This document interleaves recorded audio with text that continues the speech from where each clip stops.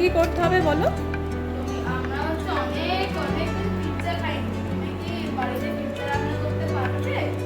হ্যাঁ পারবো, তবে সময় কিন্তু আমাকে একটু দিতে হবে।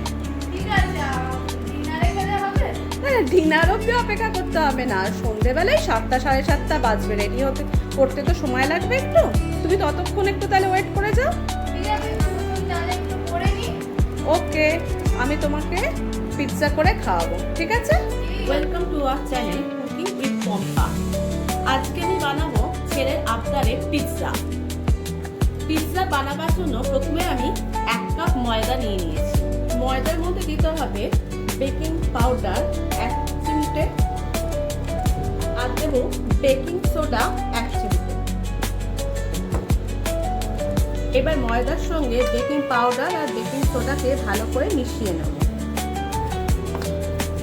আর দেবো 1/2 চামচ মতো চিনি, অল্প পরিমাণে নুন। চিনি নুন দিয়ে ভালো করে ময়দাটাকে শুকনো মেখে নিচ্ছি। তার মানে ময়দার মধ্যে কি কি পড়লো? বেকিং পাউডার 1 চিমটে, বেকিং সোডা 1 চিমটে, অল্প একটু চিনি আর অল্প একটু নুন। এই দিয়ে আমি শুকনো ময়দাটাকে ভালো করে আগে মিশিয়ে নিচ্ছি। এর সঙ্গে মেশাবো 1/2 কাপ টক দই। আমি এই কাপের 1 কাপ ময়দা নিয়েছিলাম, তাই এই কাপেরই 1/2 কাপ আমি দই দিয়ে দিচ্ছি। ঘরে পাতা টক দই দিচ্ছি আমি। টক দইটাকে ময়দার সঙ্গে ভালো করে মেখে নেব। এবার এই মাখাটার মধ্যে 1 চামচ আমি সাদা তেল দিয়ে দিলাম। ভালো করে তেল দিয়ে ময়দাটাকে মেখে নেব।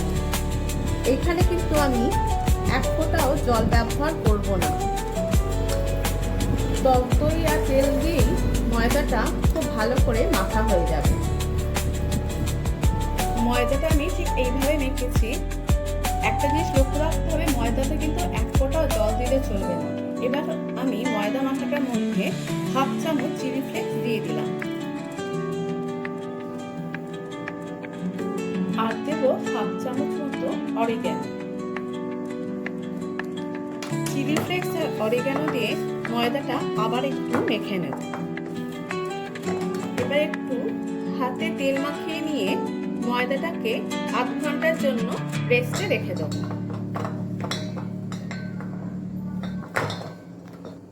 এবার আমি এই ডোটাকে অল্প একটু ময়দা দিয়ে বেলে নেব।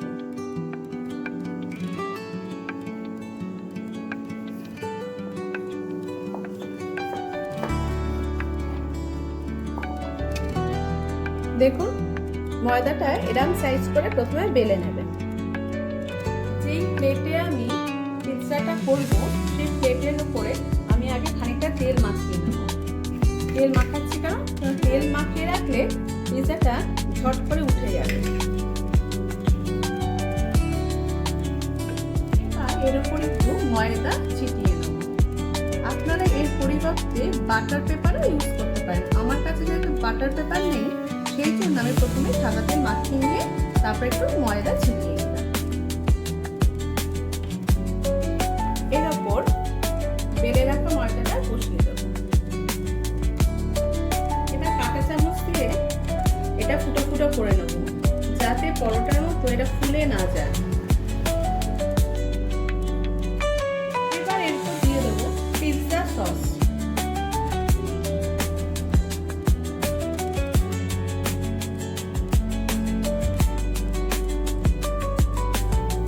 সসটাকে ভালো করে স্প্রেড করে নেব। এবার এর উপরে কিছুটা চিজ ছড়িয়ে দেব। এবার এর উপর দেবো ডুবো ডুবো করে কেটে রাখা পেঁয়াজ। এবার দেব ক্যাপসিকাম। এবার দেব টমেটো। দেখুন কি সুন্দর দেখতে হয়েছে, পুরো কালারফুল। এবার একটা শুকনো কড়াইয়ে গ্যাসের ওভেনটা অন করে আমি খানিকটা নুন নিচে ছড়িয়ে দেবো।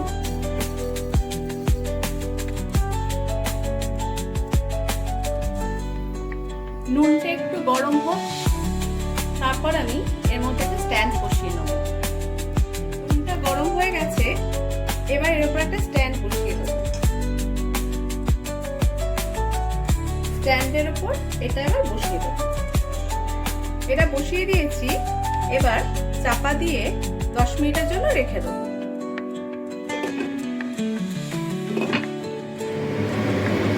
আমি 10 মিনিট রেখে দিয়েছিলাম। এবার দেখি পিৎজাটা হয়েছে কিনা।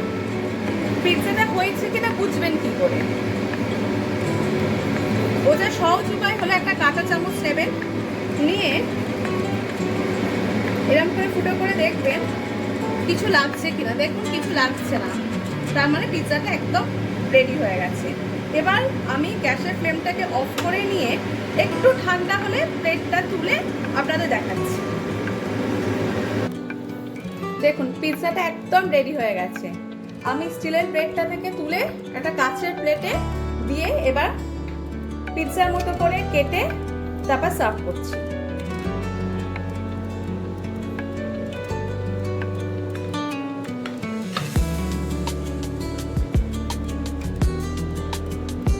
তোমার পিৎজা রেডি হয়ে গেছে, এবার খেয়ে বলো কেমন হয়েছে।